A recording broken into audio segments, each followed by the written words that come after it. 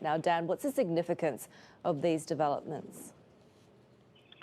Yeah, well, coming right after the G7 called for stability in the Taiwan Strait, seems like a clear message from China that they're going to strike back.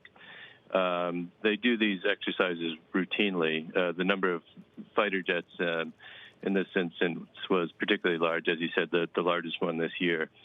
And they're all going sort of on the southern end of the main Taiwan island, which is between another outlying island that Taiwan holds, the Pratas Islands. So the concern is that China might one day try and, seize one of those outlying islands that would really provide a test for the U.S. and its allies.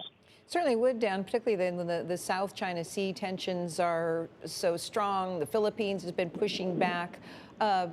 What kind of response is sort of embedded in the relationships, the agreements that are already there?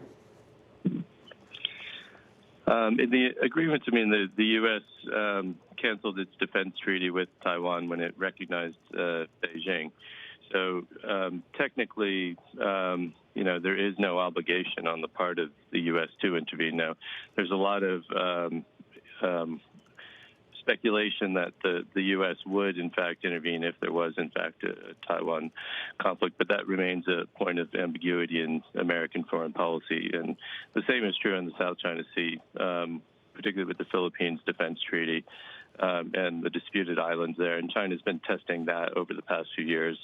And this year, in fact, as well, with more disputed territory in the Philippines. So a lot of this is just kind of, seeing how the other side will respond, testing the air defenses, pushing the limits step by step to change the status quo on the ground. Taiwan is really seen as one of the biggest risks when it comes to any kind of clash between the US and China, right? How do the alliances in this part of the world play out? Yeah, Taiwan is the main issue that could really spark a wider U.S.-China conflict. There's danger on all sides. If that were to happen, obviously that could, lead to a full-scale war between the U.S. and China. So, that scenario would be devastating for the rest of Asia. And how the U.S. responds in that, and Japan and Australia, there's nothing on paper that has them going and defending Taiwan, although there's, the understanding is that if the U.S. does not come to Taiwan's aid, it will undermine, all the U.S. alliances and commitments around the globe. So there's a ton at stake if that were to actually happen.